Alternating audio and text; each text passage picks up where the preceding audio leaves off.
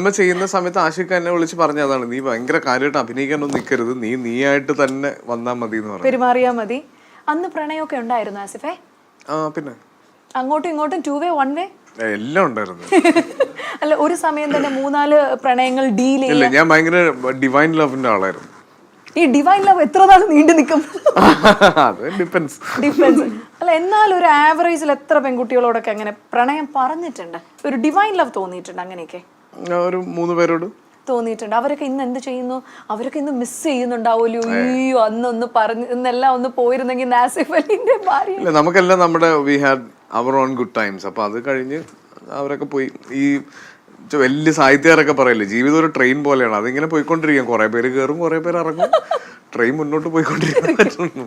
അല്ല, എന്നാലും അവരാരെങ്കിലും സിനിമ ഉണ്ടെങ്കിൽ ഇപ്പൊ വിളിക്കാറുണ്ടോ ആസിഫെ? ഇല്ലില്ല, ഒന്നുമില്ല, നോ കോണ്ടാക്ട്സ്, നത്തിങ്. അങ്ങനെ കോണ്ടാക്ട് വെക്കുന്നത് നല്ലതാണോ ചീത്തയാണോ? What you have an advise for നമ്മുടെയൊക്കെ ജനറേഷൻ? അല്ല, എനിക്കറിയില്ല.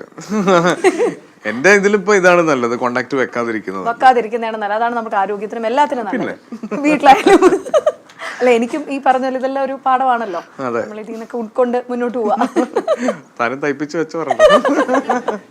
അപ്പൊ തീർച്ചയായിട്ടും ഈ പറയുമ്പോ ആസിഫിന്റെ ഒരു ആക്ടിങ്ങിൽ ആസിഫ് കൈവരിച്ചൊരു മെച്യൂരിറ്റി, സംതിങ് ബിയോണ്ട് വേർഡ്സ്. നമ്മൾ ഈ പറഞ്ഞ സോൾട്ട് ആൻഡ് പെപ്പറിൽ കണ്ടൊരു പയ്യൻസ് ആയിരുന്നില്ല നമ്മൾ ഈ പറഞ്ഞ മഹാവീര്യറിൽ എത്തിയപ്പോൾ കാണുന്നത്. അപ്പം അത്രയൊരു മെച്യൂരിറ്റി യു ആർ അക്വയറിങ്. അപ്പോൾ പലരും ചോദിച്ചു, എവിടെയെങ്കിലും ചെന്ന് അഭിനയമൊക്കെ പഠിച്ചോ, ഏതെങ്കിലും ആക്ടിങ് ക്ലാസ്സസിന് പോയോ, അങ്ങനെ വല്ലതും നടന്നോ? എല്ലാവർക്കും ഇപ്പൊ ഈ ചോദിച്ച പോലെ ഞാൻ ഈ ചെയ്തുകൊണ്ടിരിക്കുന്ന പ്രോസസ്സിനേക്കാൾ വലിയൊരു ആക്ടിങ് സ്കൂൾ ഏതാണ് ഉള്ളത്? കാര്യം ഞാൻ എൻ്റെ ഒന്ന് ആലോചിച്ച് നോക്കും, ഞാൻ ശ്യാം സാറിൻ്റെ കൂടെ തുടങ്ങി, സിബി മലയിൽ സാറിൻ്റെ കൂടെ, സത്യനന്ദിക്കാട് സാറിൻ്റെ കൂടെ, ജോഷി സാറിൻ്റെ കൂടെ ഉൾപ്പെടെ, ആഷിഖ് അബു ഉൾപ്പെടെ, രാജീവ് രവി, അൻവർ റഷീദ്, മലയാളത്തിലെ ഒരുമാതിരി എല്ലാ സംവിധായകരുടെയും കൂടെ ഞാൻ സിനിമകൾ ചെയ്തു. ഇത്രയും വർഷം ദൈവം സഹായിച്ച് 13 വർഷത്തോളമായി ഇപ്പോൾ സിനിമയിൽ കണ്ടിന്യൂസ് ആയിട്ട് വർക്ക് ചെയ്യാനുള്ള ഒരു ഭാഗ്യം ലഭിച്ചു. ഇത്രയും വലിയൊരു ട്രെയിനിങ് വേറെ എവിടെ കിട്ടുക? തീർച്ചയായിട്ടും ഒരു ബ്രേക്ക് പോലും ആസിഫിന്റെ കരിയറിൽ വന്നിട്ടില്ല. അപ്പൊ ആ ഒരു ഒഴുക്ക് ഇങ്ങനെ അങ്ങ് തുടരട്ടെ. 13 അല്ല, ഇനി അടുത്ത 36-ാം വർഷം ആകുമ്പോഴും ഇന്റർവ്യൂ ചെയ്യാൻ ഞാനും ഇതുപോലെ ഉണ്ടാകട്ടെ എന്നാണ് ഞാനും ഈ സമയത്ത് പ്രാർത്ഥിക്കുന്നത്. ഒരുപാട് സർപ്രൈസസ് മലയാളികൾക്ക് തന്നിട്ടുള്ള ഒരു നടൻ കൂടിയാണ് ആസിഫ് അലി. കാര്യം ഒട്ടും പ്രതീക്ഷിക്കാത്ത രീതിയിലുള്ള ക്യാരക്ടേഴ്സാണ് യു ആർ ഡൂയിങ്. ആക്ച്വലി നായകൻ മാത്രമല്ല, ലിറ്റിൽ ഓഫ് നെഗറ്റീവ് ഷെയ്ഡ്സ് എല്ലാം ചെയ്യാൻ ഒരു വേഴ്സറ്റാലിറ്റി ഉണ്ട്.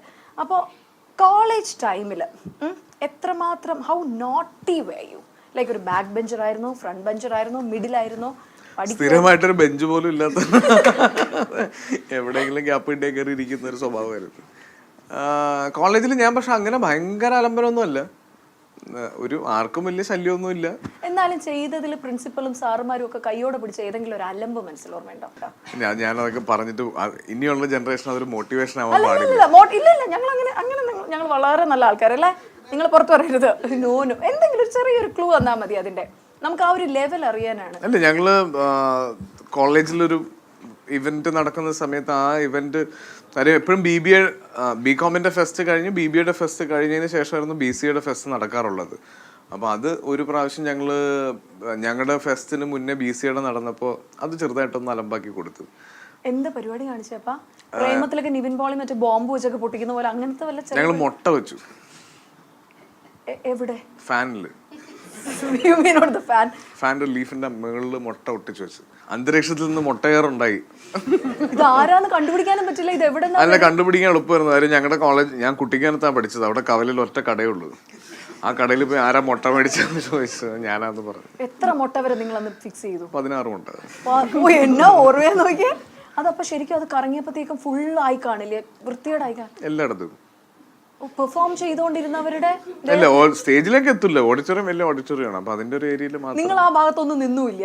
ഇല്ല, ഞങ്ങള് ഏതെങ്കിലും സാറന്മാരുടെ ദേഹത്തൊക്കെ ഈ മുട്ടയുടെ ഇതൊക്കെ ആയിരുന്നോ? ആര് നോക്കാൻ?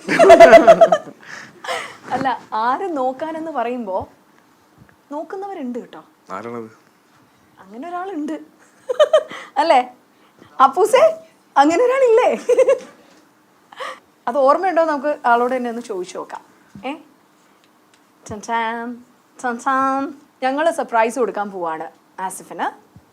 ഓക്കെ, അപ്പം കുട്ടിക്കാനത്ത് ഈ പറഞ്ഞത് 16 മുട്ടയാണോ, മുട്ടയുടെ എണ്ണം 18 ആണോ എന്ന് കൃത്യമായി ഓർത്ത് പറയുന്ന ആരായിരിക്കും ബാബാ? Any idea, anything? അന്ന് പിടിച്ചത് പ്രിൻസിപ്പൽ ആയിരുന്നോ? അന്ന് ഞാൻ പറയത്തില്ല, വന്നു കഴിയുമ്പോഴേ അറിയാൻ പറ്റും. ടീച്ചേഴ്സ് ആണെന്നൊന്നും പറയരുത്. ടീച്ചേഴ്സിന് എന്തെങ്കിലും ഒരു ഉൾഭയം എന്തെങ്കിലും ഉണ്ടോ? അല്ല ഈ പെട്ടെന്ന് ഇങ്ങനെ ആസിഫ് അതിലങ്ങ് ഇതായി പോയി. ഇനി ആരാ വരുന്നത് നോക്കിയിട്ട്. അല്ല എങ്ങനെയായിരുന്നു സാറന്മാരുമായി? അപ്പൊ ഇങ്ങോട്ട് അല്ല എങ്ങനെയായിരുന്നു ടീച്ചേഴ്സുമായിട്ടുള്ള ഒരു കോറിലേഷൻ എങ്ങനെയായിരുന്നു സാറന്മാരുമായിട്ട്?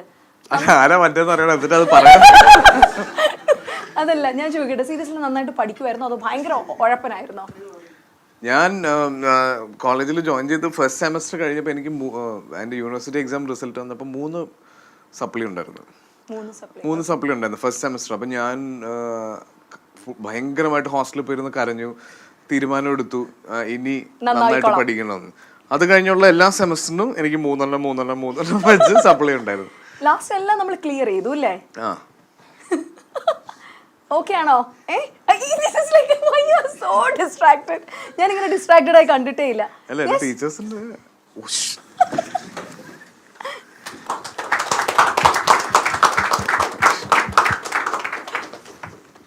ഇതെന്ന് പറയുന്നത് ജോർജി ജോർജ് സാറാണ്. സാറ് HOD ആണ് എൻ്റെ. സാറ് ഈ പറഞ്ഞ പോലെ 16 മുട്ടയുടെ കാര്യം വരെ ഞങ്ങൾ ഇവിടെ പറഞ്ഞെത്തി നിൽക്കുന്നുണ്ട്. ആ സത്യമാണോ സാറേ? അത് ഹോസ്റ്റലിൽ നടക്കുന്ന കാര്യങ്ങളെ നമുക്ക് അത്ര പറയാൻ പറ്റില്ല, പക്ഷെ ആള് വീരനായിരുന്നു. അല്ല നല്ല തലവേദന ആയിരുന്നു HOD? അങ്ങനെയൊന്നുമില്ല, അവനോട് ലവിങ് ആയിരുന്നു.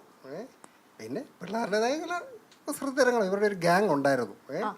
ആ ഗാങ്ങിനെ സ്ഥിരം ഞാൻ പിടികൂടുമായിരുന്നു. ക്ലാസ് കട്ടിങ് ഞാനൊരു പ്രാവശ്യം ഓർക്കുന്നുണ്ട്. എൻ്റെ ഗാങ്ങിലുള്ള ഒരുത്തരെല്ലാം കൂടെ, പക്ഷെ ഇവരൊക്കെ നല്ല പിള്ളേരായിരുന്നു കേട്ടോ. ഞാൻ പറഞ്ഞു കഴിഞ്ഞാൽ അപ്പുറത്തോട്ടില്ല. അല്ല ഇപ്പോഴത്തെ രീതിയൊന്നുമല്ല, ഇപ്പോഴത്തെ പിള്ളേരുടെ രീതിയൊന്നുമല്ല. ഒരു പ്രാവശ്യം ഞാൻ ഓർക്കുന്നുണ്ട്, ഒരു സേവിയേഴ്സും പറഞ്ഞൊരു കടയിലെ ഇമാരിങ്ങനെ ക്ലാസ് കഴിഞ്ഞിങ്ങനെ ചുമ്മാ ഇങ്ങനെ സെർവ് പറഞ്ഞ് നിൽക്കുക. അപ്പോഴത്തേനും ഒന്നും ഞാൻ അനുവദിക്കില്ല. അന്നൊക്കെ ഇതുപോലല്ലല്ലോ, കുട്ടികളെന്ന് പറഞ്ഞാൽ കുറേ കൂടെ നമ്മൾ സ്ട്രിക്റ്റ്, ഒരു ഞാനൊരു ഫോർമേഷനാണ് ഇവർക്ക് കൊടുത്തത്. ഞാൻ ആ രീതിയിലായിരുന്നു അവരുടെ. എൻ്റെ കൂട്ടുകാരൻ ഇങ്ങനെ നിൽക്കുക, സാറേ പിള്ളേർ ഇച്ചിരി അലമ്പ സാർ അങ്ങോട്ട് എല്ലാം പറഞ്ഞു. ഞാൻ പയ്യെ അങ്ങോട്ട് ചെന്നു, ഒരൊറ്റയാണെങ്കിൽ പിന്നെ ആ വഴിക്കോട്ട് കാണുന്നില്ല. അത്രയ്ക്ക് ബന്ധമായിരുന്നു കുട്ടികളോട്. കാരണം നമ്മൾ പറഞ്ഞു കഴിഞ്ഞാൽ ഞാൻ നല്ല ഉപദേശങ്ങളും കൊടുക്കും, വഴക്ക് കൊടുക്കും.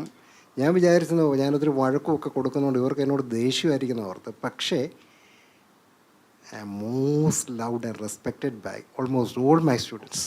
എനിക്ക് ഭയങ്കര ഒരു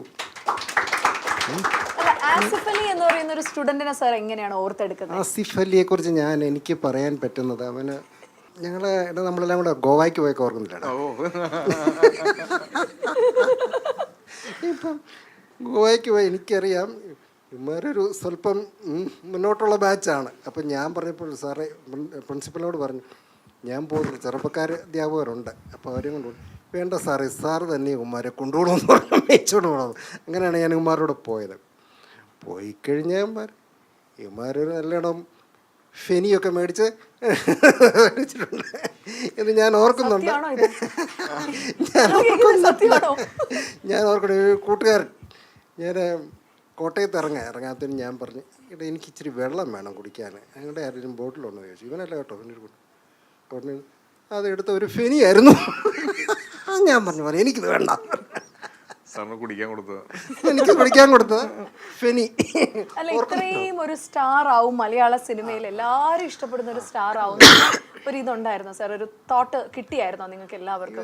ഒരു പ്രത്യേകതയുള്ള കുട്ടിയാണെന്ന് എനിക്ക് അറിയാമായിരുന്നു. പ്രത്യേകതയുള്ളത് 3 സപ്ലി വെച്ചിട്ടൊക്കെ ഉണ്ടായിരുന്നു എന്ന് പറഞ്ഞു. സപ്ലി വീരനായിരുന്നു, സപ്ലി വീരനായിരുന്നു. എന്നാലും വേറെ രീതിയിലുള്ള ഒരു അലമ്പോ അങ്ങനത്തെ ഒന്നുമില്ല അല്ലേ? നെവർ. ആസിഫിനെ കുറിച്ച് പറയാനുള്ള ഗുരുത്തമുള്ള പയ്യൻ. വലിയ ഐഡിയ ഉണ്ട്.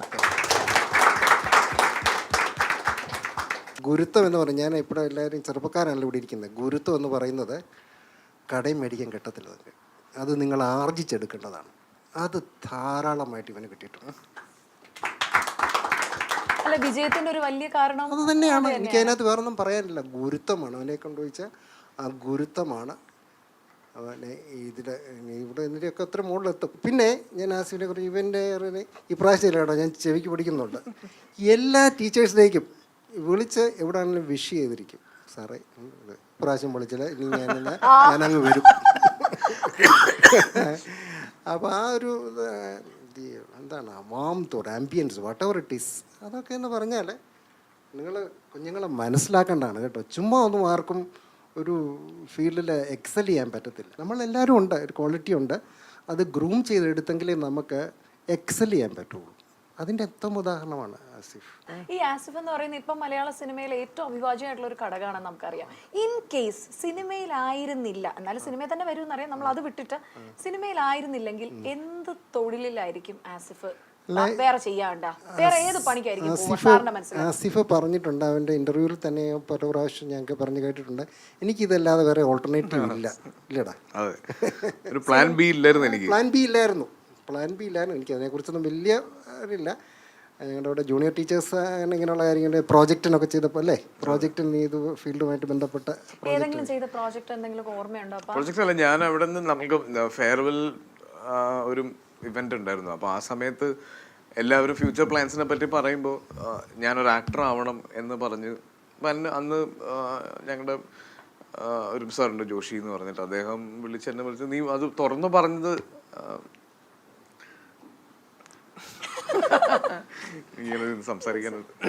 അല്ല, തീർച്ചയായിട്ടും വളരെ ഒരുപാട് നന്ദിയുണ്ട് സാർ. കാര്യം ഞങ്ങൾ ഇങ്ങനെ ഒന്ന് ആസിഫാണ് വരുന്നത്, ആസിഫിന് കൊടുക്കാൻ പറ്റുന്ന ഏറ്റവും വലിയൊരു ഗുരുദക്ഷിണയാണ് സാറിന്റെ ഒരു പ്രസൻസ് എന്ന് പറഞ്ഞപ്പോൾ തന്നെ സാറ് നമുക്ക് വേണ്ടി വന്നതിന് ഒരുപാട് നന്ദി അറിയിക്കുകയാണ്. ഒരു കാര്യം, എനിക്ക് കുട്ടികളെ സ്റ്റുഡൻസ് എന്ന് പറഞ്ഞാൽ എനിക്കവർ മക്കൾ തന്നെയായിരുന്നു, അവരൊരു സ്റ്റുഡൻസ് ആയിരുന്നില്ല. ഇവർ ആസിഫിൻ്റെ ബാച്ച് 2007 കഴിഞ്ഞിട്ട് വരുന്ന, പിന്നെ ഇവരുടെ ബാച്ച് ഒരു സ്വല്പം ഞാൻ പറയും ഇപ്പോൾ ഒരു ഇളക്കമുള്ള ബാച്ചായിരുന്നു. അത് കഴിഞ്ഞ് വരുന്ന ബാച്ചുകളോട് എനിക്ക് മനസ്സിലായി ഞാൻ വളരെ സ്ട്രിക്റ്റ് ആയിരുന്നു അവരോടൊക്കെ. എന്ന് പറഞ്ഞാൽ ഒരു സ്ട്രിക്റ്റ് എന്ന് പറഞ്ഞാൽ ഇവർക്കറിയാം it is out of love and affection, not because nothing else.